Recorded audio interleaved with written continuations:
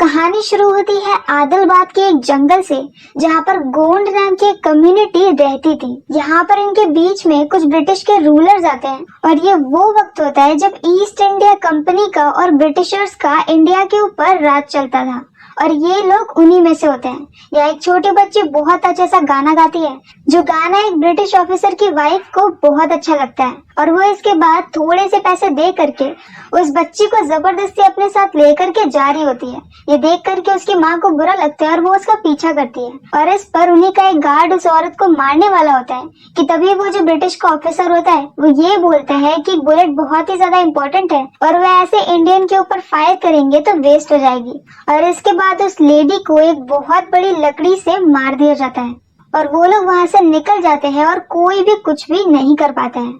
अब next scene में हम दिल्ली को देखते हैं, जहाँ पर बहुत सारे लोग प्रोटेस्ट कर रहे थे। इन सभी प्रोटेस्टर्स के बीच में एक लड़का उठ करके एक पत्थर मारता है, जिस पत्थर से एक ब्रिटिश ऑफिसर की फोटो टूट जाती है और इसके बाद वो ऑफिसर बोलता है कि इसी वक्त उस लड़के को पकड़ के लेकर आओ। और ये काम करता है राम। राम यहाँ पर इंडियन होता है, लेकिन वो फिर भी ब्रिटिश के अंडर में ऑफिसर होता है। वो बिना वक्त गवाए भीड़ के अंदर कूद जाता है और जैसे तैसे मार खाते हुए उस लड़के को पकड़ करके ले आता है और ये सीन देखने में काफी अच्छा होता है। इसके बाद भी उसे बहुत अच्छा रिकॉग्निशन नहीं मिलता है और उसे प्रमोशन भी नहीं दिया जाता है। जब बात मेडल देने की आती है तो ब्रिटिशर्स को ही मेडल दे दिए जाते हैं और किसी भी इंडियन ऑफिसर को कोई भी मेडल नहीं मिलता है। ये देख करके राम को बुरा लगता है क्योंकि वो इतनी मेहनत से काम कर रहा था और उसे प्रमोशन भी नहीं दिया गया। और अब नेक्स्ट सीन में हम यहाँ पर एक आदमी को देखते हैं जो कि नवाब की तरफ से आया होता है। वो यहाँ पर बताता है कि जिस लड़की को वो लोग कुछ दिन पहले लेकर के आए हैं वो गोंड कम्युनिटी की है और वहाँ के लोग काफी ज्यादा एक साथ रहने वाले होते हैं और अगर उनमें से कोई एक भी बिछड़ जाए तो वो उसे ढूंढते हुए कहीं भी आ सकते हैं। और इसीलिए इस वक्त जो गोंड कम्युनिटी का हेड है, जिसका नाम होता है भीम, वो उसी बच्ची को लेने के लिए दिल्ली आ रहा है। लेकिन इतना सुनने के बाद भी वो ब्रिटिशर्स उस आदमी की बात नहीं मानते हैं और उस बच्चे को वापस नहीं करते हैं। अब नेक्स्ट सीन में हम यहाँ पर जंगल में भीम को देखते हैं, जो कि यहाँ पर खुद चारा बन करके बैठा होता है और भेड़िए का वेट कर रहा होता है। और अब यहाँ पर भेड़िए की जगह शेर आ जाता है, पर फिर भी भीम उसे जैसे तैसे हरा देता है और उसे जाल से बांध देता है और एंड में उसे बेहोश करके पकड़ लेता है। भीम बहुत ही ज्यादा पावरफुल होता है, लेकिन वो आम तौर पर काफी शांत रहता है और इसीलिए भीम को पूरी मूवी में पानी से दिखाया गया है कि उसकी पावर पानी की पावर की तरह है और दूसरी तरफ राम की पावर आग की तरह दिखाई गई है। यहाँ पर भीम दिल्ली के शहर तक पहुँच चुका होता है और यहाँ पर वो एक मुस्लिम फैमिली के साथ एक मुस्लिम आदमी बन करके रह रहा होता है और इस फैमिली को पता होता है कि भीम यहाँ पर किसी को छुड़ाने आया है। यहाँ उस फैमिली की एक बाइक को ठीक करने वाली गैरेज होती है, जहाँ पर एक दिन एक ब्रिटिशर आता है। वो बाइक को स्टार्ट नहीं कर पाता और भीम उसकी जगह बाइक को शुरू कर देता है और ये देख करके उसे गुस्सा आती है क्योंकि उसकी गर्लफ्रेंड हंसने लगती है और इस बात को लेकर के वो भीम की बेमतलब में बहुत पिटाई करता है, पर फिर भी भीम अपना गुस्सा शांत रखता है। दूसरी तरफ ब्रिटिशर्स को ये बात पता चल गई थी कि उस बच्चे को छुड़ाने के लिए एक शिकारी आ रहा है, इसीलिए वो लोग बोलते हैं कि जो भी उस शिकारी को पकड़ के लेकर के आएगा उसे प्रमोशन मिलेगा। और राम को इसी पल का इंतजार होता है। वो कहता है कि उसे जिंदा चाहिए या फिर मुर्दा, तो वहाँ पर उसी ऑफिसर की वाइफ बोलती है कि अगर वो जिंदा लेकर आए तो प्रमोशन मिलेगा और अगर मुर्दा लेकर आए तो पैसे मिलेंगे। और अब यहाँ से राम उसे शिकारी के पीछे लग जाता है, पर उसे उस शिकारी की शक्ल या फिर नाम कुछ भी पता नहीं होता है। और अब नेक्स्ट सीन में हम यहाँ पर भीम को देखते हैं, जो कि उसी जगह के सामने खड़ा होता है जिस पैलेस के अंदर उस बच्ची को रखा गया होता है। यहाँ सामने वो देखता है जेनी को, जो कि दूसरों की कंपैरेटिवली काफी ज्यादा हम्बल होती है और वो दूसरे ब्रिटिशर्स की तरह नहीं होती है। वो यहाँ पर दूसरों का दुख दर्द समझती है और उनकी हेल्प करती है। भीम को समझ में आ जाता है कि अगर उसे अंदर जाना है तो जेनी उसे अंदर लेकर के जा सकती है। नेक्स्ट सीन में हम राम को देखते हैं, जो कि ऐसे ही किसी आजादी से रिलेटेड भाषण को सुनने के लिए आया होता है, क्योंकि उसे पता होता है कि जब वो इन लोगों के बीच में रहेगा तभी उसे शिकारी के बारे में पता चलेगा। यहाँ पर वो बोलता है कि उन्हें ब्रिटिश ऑफिसर को मार देना चाहिए। ये सुन करके वहाँ पर लच्छू उसके पास में आता है, जो कि भीम का भाई होता है।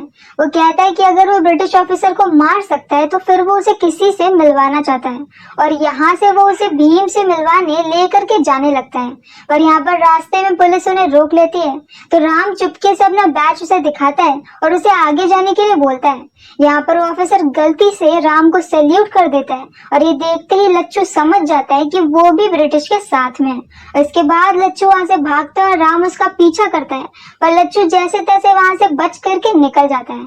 अब यहाँ पर राम जिस पुल के ऊपर खड़ा होता है उसी पुल के नीचे नदी के पास में भीम होता है। यहाँ पुल के नीचे से एक तेल का टैंकर जा रहा होता है, जिसमें से तेल लीक होने की वजह से वो अपनी पटरी पर से उतर जाता है और नीचे गिर जाता है।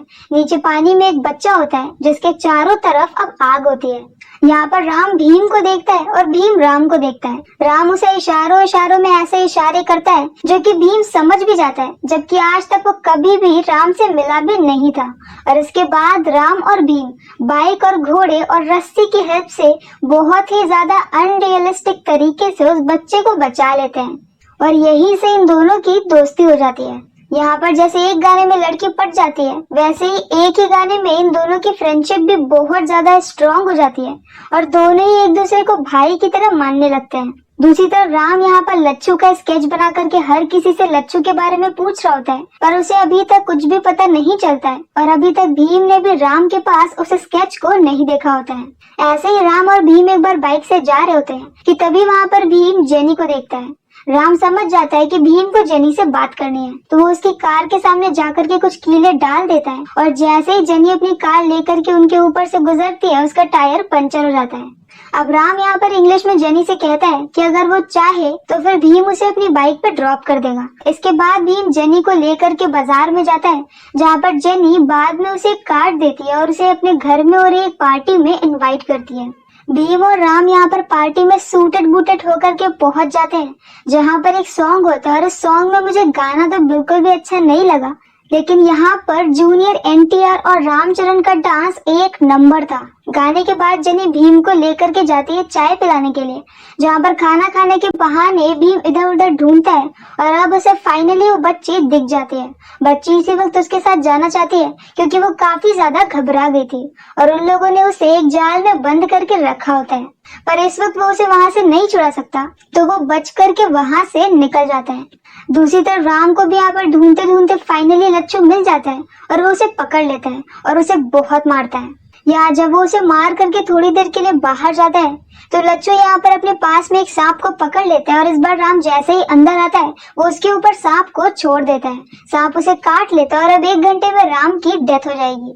यहाँ पर अब वो लच्चू को छोड़ देता है और उसने लच्चू के पास में एक ऐसा धागा देखा होता है जो कि लच्चू ने पहन करके रखा होता है। राम यहाँ पर मरते हुए हालत में भीम के पास में जाता है और भीम जल्दी से उसे जड़ी बूटी बना करके पिला देता है, जिसकी वजह से राम की हालत भी सुधरने लगती है। पर अब वो यहाँ पर उसी धागे को भीम के पास भी देख लेता है जो कि उसने लच्चू के पास देखा होता है और वो समझ जाता है कि भीम ही लच्चू का भाई है और भीम ही वो शिकारी है। यहाँ राम की हालत खराब होती है तो भीम उसे उसके घर पे छोड़ करके निकल जाता है उस बच्ची को बचाने के लिए, क्योंकि आज वहाँ पैलेस में एक बहुत बड़ा फंक्शन होने वाला है जिसकी वजह से वो लोग आज अंदर जा सकते हैं। भीम एक ट्रक में बहुत सारे पकड़े हुए जानवरों को लेकर के अंदर तोड़ते हुए चला जाता है और सारे जानवर छोड़ देते हैं। सारे जानवर यहाँ पे ब्रिटिशर्स के ऊपर अटैक करते हैं क्योंकि उनको भी पता होता है कि उन्हें औरतों, बच्चों और भीम की टीम पर अटैक नहीं करना होता है और ये भी काफी ज्यादा अनरियलिस्टिक और लॉजिकल नहीं होता है। यहाँ पर अब भीम उस बच्ची के पास पहुंच गया होता है कि तभी वहाँ पर पीछे से राम आता है जो कि अब काफी हद तक ठीक हो गया था। यहाँ पर राम और भीम के बीच में एक बहुत लंबी फाइट होती है जिसमें एंड में उसी बच्ची को गन पॉइंट पर ले लिया जाता है और अब भीम के पास और कोई भी चारा नहीं होता है तो वो सरेंडर कर देता है। भीम पकड़ा जाता है और उसके बाकी सारे साथी भाग जाते हैं। सीन शिफ्ट होता है राम की तरफ, जहाँ पर अब उसे फाइनली प्रमोशन मिल चुका है और अब वो उस जगह का इंचार्ज बन गया है जहाँ पर सारे हथियार रखे जाते हैं और एग्जैक्टली यही उसे चाहिए था। अब सीन शिफ्ट होता है फ्लैशबैक में, जहाँ पर हम देखते हैं कि राम के पिता भी पहले ब्रिटिश के अंडर में ही काम करते थे और वो भी एक सिपाही थे, पर एक दिन वो देखते हैं कि वही ब्रिटिश ऑफिसर जो कि आज यहाँ पर दिल्ली में बैठा हुआ है, उस वक्त वो उनके बटालियन का हेड होता है और वो एक गांव के सरपंच को जानबूझ के मार देता है। ये देख करके राम के पिता को अच्छा नहीं लगता है और वो अपनी जॉब को छोड़ देते हैं। इसके बाद वो गांव जाते हैं और गांव में अपनी एक सेना बनाने लगते हैं। उनके पास बंदूकें नहीं होती हैं, इसीलिए वो लकड़ी की बंदूकों पर हर किसी को प्रैक्टिस करवाते हैं। पर एक दिन राम चुपके से उनकी बंदूक उठा लेता है और उससे प्रैक्टिस करते हैं। राम का निशाना बहुत ही अच्छा होता है और वो एक शार्प शूटर होता है। वो बहुत दूर से और बहुत सही निशाना लगा लेता है। ये देख करके उसके पिता बहुत ही खुश होते हैं कि तभी वहां पर बहुत सारे ब्रिटिश के ऑफिसर अटैक कर देते हैं। राम के पिता अपने पूरे गांव वालों को बचाने के लिए कुर्बान हो जाते हैं और सभी लोग भाग जाते हैं, लेकिन राम के पिता की डेथ हो जाती है और जो लास्ट गोली उन्हें लगती है वो राम ने ही मारी होती है, क्योंकि राम के पिता ने अपनी पूरी बॉडी पर बम को लगा लिया था और वो जानबूझकर ब्रिटिशर्स के सामने चले गए थे ताकि पीछे से राम उन्हें शूट करे और बॉम्ब वहीं पर ब्लास्ट हो जाए, क्योंकि अब उनके पास सिर्फ एक ही बुलेट बची होती है। राम ऐसा ही करता है और इसके बाद वो अपने पूरे गांव वालों से वादा करता है कि वो यहाँ पर हर किसी को बंदूकें दिला के रहेगा ताकि वो लोग ब्रिटिशर्स का सामना कर सके, और इसी इरादे से वो दिल्ली आया होता है। और इतने वक्त से वो यहाँ पर पुलिस के अंडर में काम भी इसीलिए कर रहा होता है कि उसे एक दिन ऐसा प्रमोशन मिल जाए कि वो ऐसे ही किसी जगह का इंचार्ज बन जाए जहाँ से वो सारी बंदूकें ले जा करके अपने गांव वालों को दे सके। और फाइनली आज ये हो गया होता है। सीन प्रेजेंट टाइम पे शिफ्ट होता है जहाँ पर भीम को कोड़े पड़ने वाले थे और ये कोड़े मारने वाला राम होता है। राम को अच्छा नहीं लग रहा था और ब्रिटिश के ऑफिसर ने कहा था कि जब तक भीम अपने घुटने नहीं टेकेगा तब तक उसे कोड़े मारने पड़ेंगे। राम कोशिश करता है कि वो चेन को खींच करके भीम के पैर नीचे कर दे, और भीम का हौसला बहुत ज्यादा होता है और वो इतने सारे कोड़े खाने के बाद भी खड़ा रहता है। इनफैक्ट वो एक गाना गाता है जिसके बाद वहाँ पर जितनी भी आम जनता होती है उन सब के अंदर भी जोश आ जाता है और वो लोग भीम को बचाने की कोशिश करते हैं। भीम को पकड़ के दोबारा से जेल में डाल दिया जाता है और अब फाइनली राम को गिल्ट फील होता है। वो इस बात को लेटर में लिख करके अपनी गर्लफ्रेंड सीता को भी बताता है, जो कि वही उसके कबीले में ही होती है और उसका इंतजार कर रही होती है। सीता को ये लेटर भी मिल जाता है जिसे पढ़ करके वो भी परेशान हो जाती है। इस मूवी में आलिया भट्ट का रोल बिल्कुल उतना ही है जितने कि लेस के पैकेट में चिप्स होते हैं। अब यहाँ पर क्योंकि भीम कोड़े खाने के बाद भी झुका नहीं होता है तो ब्रिटिश का ऑफिसर बोल देता है कि अब उसे फांसी दे दी जाएगी।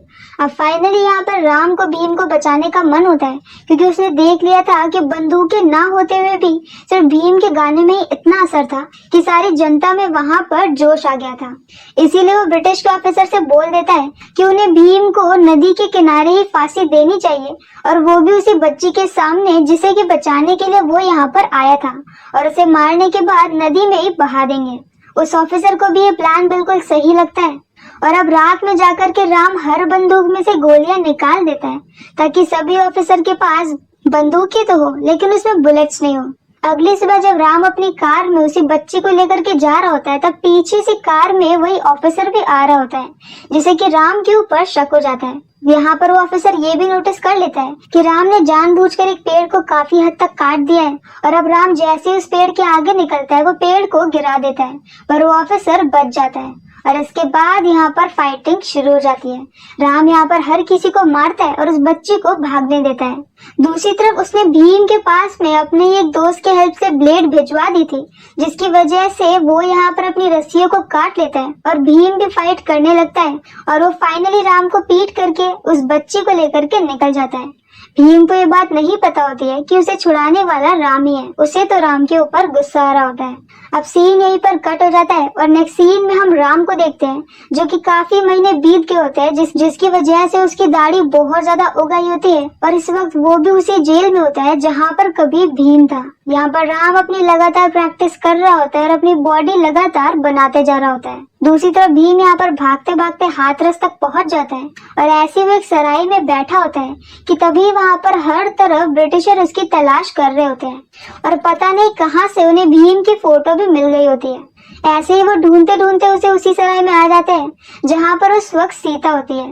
सीता यहाँ पर राम से मिलने के लिए जा रही होती है, पर यहाँ पर वो ब्रिटिशर्स को ये बोल देती है कि यहाँ पर सभी लोग बहुत ज्यादा बीमार हैं और उन्हें छुआछूत की बीमारी है।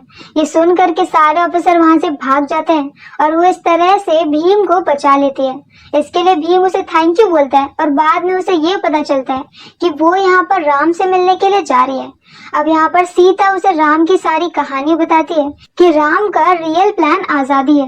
ये सुन करके भीम को बहुत पछतावा होता है और अब उसे समझ में आता है कि वो यहाँ पर आज जिंदा है क्योंकि राम ने उसकी हेल्प की थी। अब इसके बाद यहाँ पर भीम दोबारा से दिल्ली जाता है और जेनी से मिलता है। जेनी उसे उस महल का मैप दे देती है जिसकी हेल्प से वो जा करके फाइनली राम को छुड़ा लेता है। राम और भीम वहाँ पे सबसे फाइटिंग करके बहुत ही अनरियलिस्टिक तरीके से निकल जाते हैं और वहाँ से निकल करके जंगल में भागते हैं। जंगल में राम यहाँ पर श्री राम का गेटअप ले लेता है क्योंकि उसके पास इतना वक्त होता है, और इसके बाद वो यहाँ पर धनुष से हर किसी को मारना शुरू करता है। उसके तरकश में तीर खत्म ही नहीं होते हैं और वो लगातार सबको मारता रहता है, और वो तीर उसे कहाँ से मिले ये बात कोई नहीं जानता। और अब फाइनल सीन में एक बार फिर से राम अपने घोड़े पर और भीम एक बाइक पर बैठ करके उसे ब्रिटिश ऑफिसर की तरफ को बढ़ जाते हैं, जहाँ पर उन्हें जा करके वो सारी बंदूकें चुरानी होती हैं।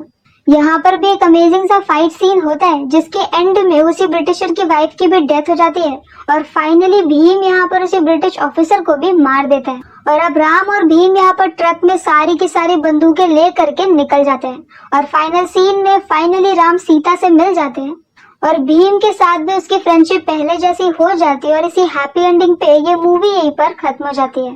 पर्सनली मूवी देखने में अच्छी थी, लेकिन आपको फिजिक्स को साइड में रखना पड़ेगा और काफी सारी जगह पे लॉजिक को भी। तो अगर आपको हमारा एक्सप्लेन पसंद आया हो तो प्लीज हमारी वीडियो को लाइक करें, शेयर करें और हमारे चैनल को सब्सक्राइब करें। तो मिलते हैं नेक्स्ट वीडियो के साथ। Bye bye.